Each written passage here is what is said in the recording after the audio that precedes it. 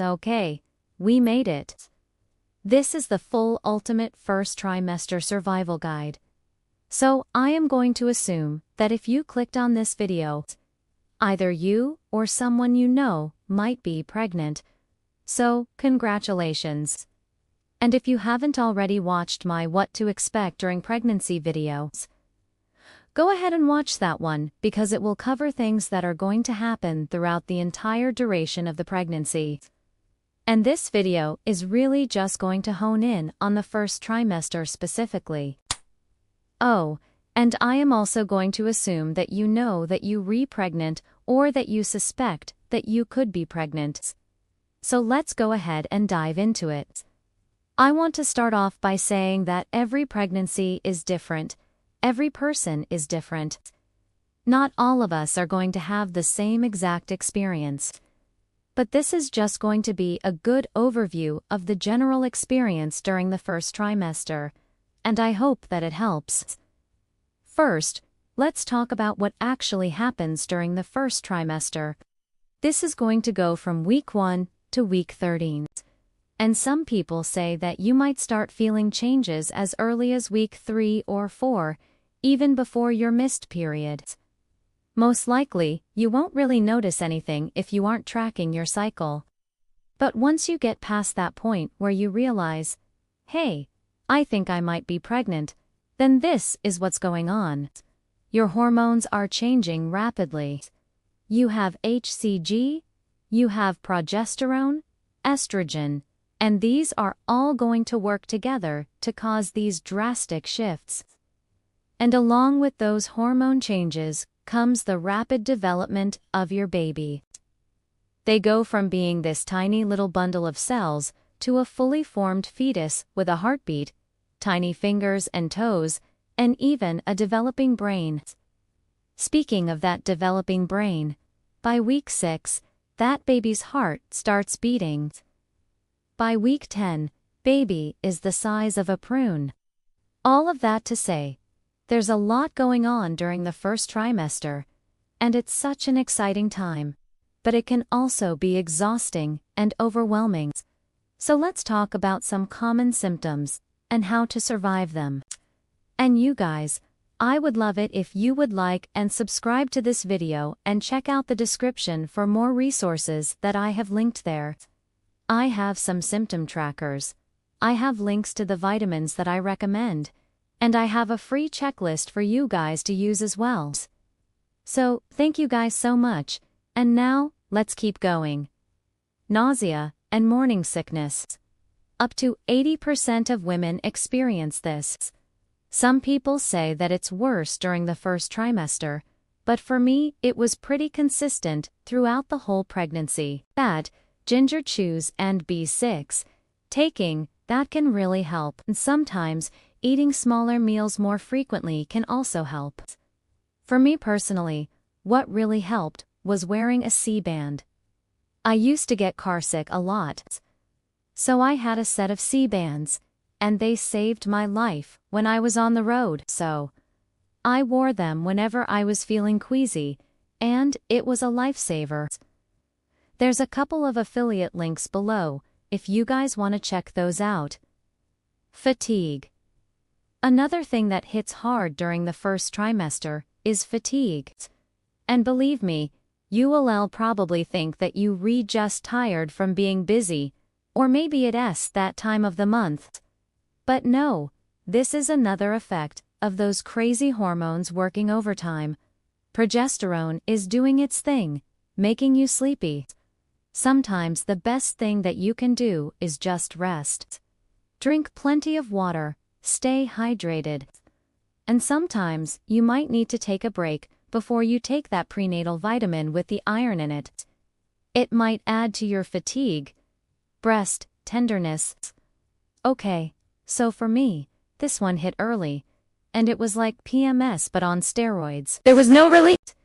And it did eventually subside after the first trimester. But a good tip is to invest in some comfy wireless bras. That was my recommendation. Bloating and gas. Okay, so this one hit me in the second trimester, but it definitely can happen during the first.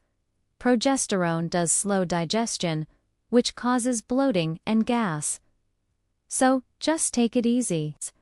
Maybe sip on some peppermint tea, eat slowly, wear comfy clothes, frequent urination. Yeah, your kidneys are working overtime, and you're gonna have to pee more often. And yes, you still should stay hydrated, but avoid having caffeine in the evening. Because that'll make you run to the restroom in the middle of the night. Cramping or spotting. Now, this can be normal, but if it's heavy or painful, you need to call your provider. Just keep that in mind. These are the most common first trimester symptoms, but definitely check out the description for my full list. And I also have a video on how to overcome the most common pregnancy symptoms, so go check that out too. Now let's talk about products that can help you through the first trimester. I've got a bunch of top essentials to get you started. My first one is going to be Now I recommend Ritual, Megafood, or the One a Day brand. They're all going to have the recommended amount of folic acid and iron.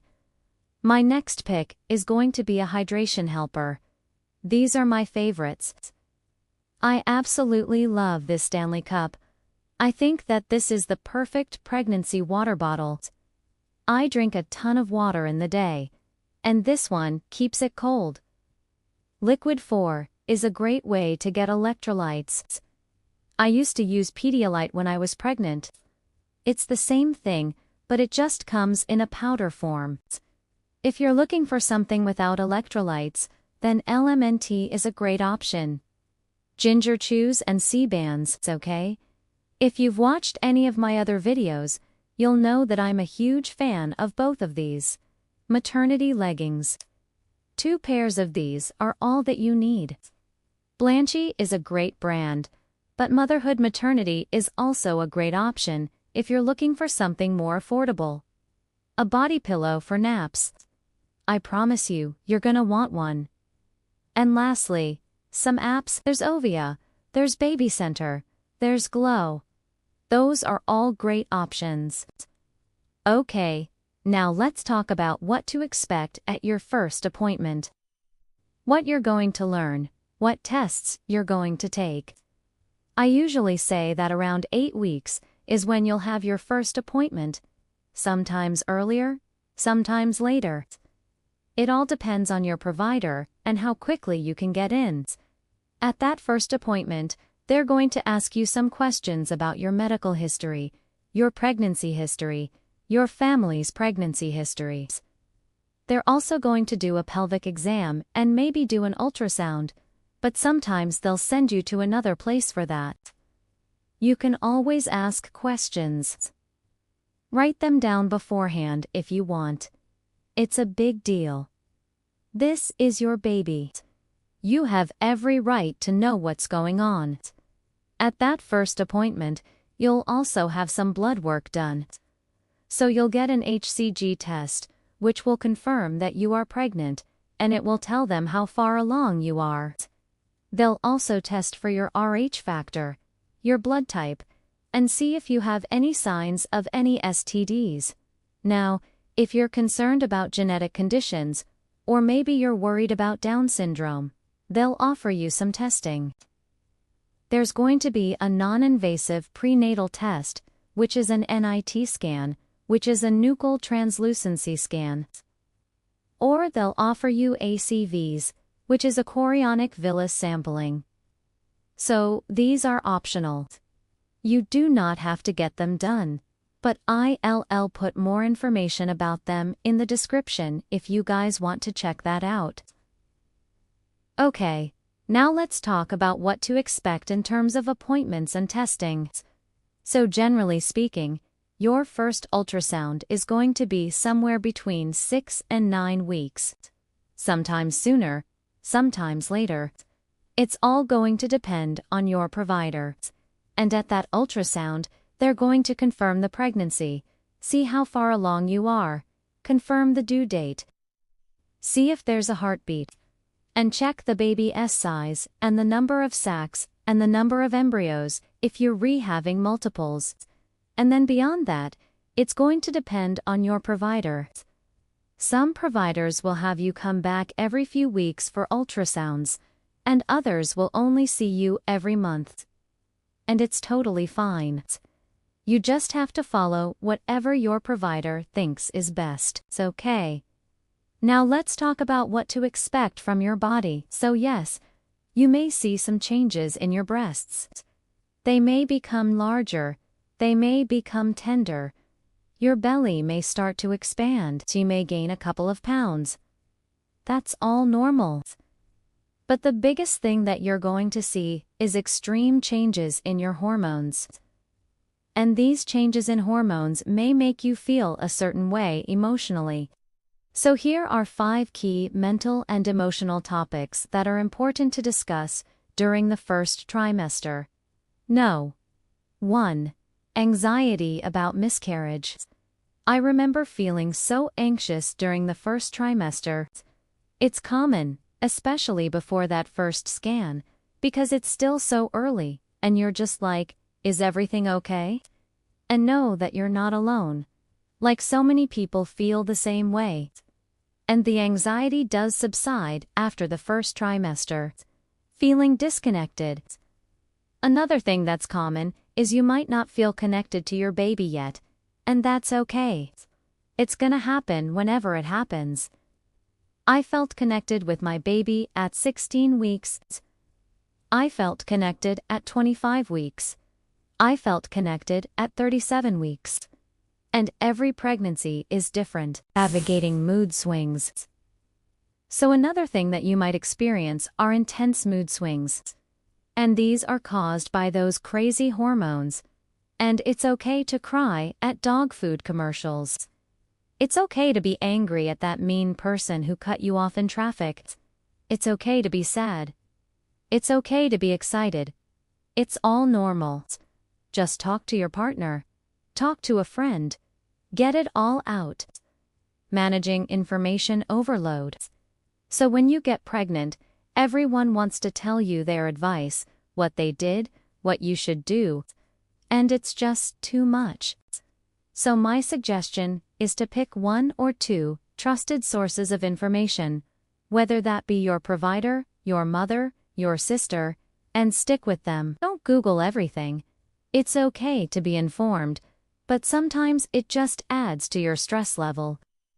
Okay, now let's talk about how to survive the first trimester at work. So you might be feeling nauseous, fatigued, bloated. What do you do?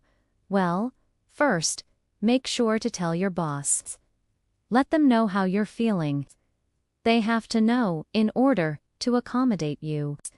And also communicate with your coworkers. You might need to leave early for an appointment, so just let them know. And some helpful hacks for the workplace. Keep snacks at your desk. Bring peppermint oil or gum. Find the shortest route to the restroom. Please like and subscribe to our channel.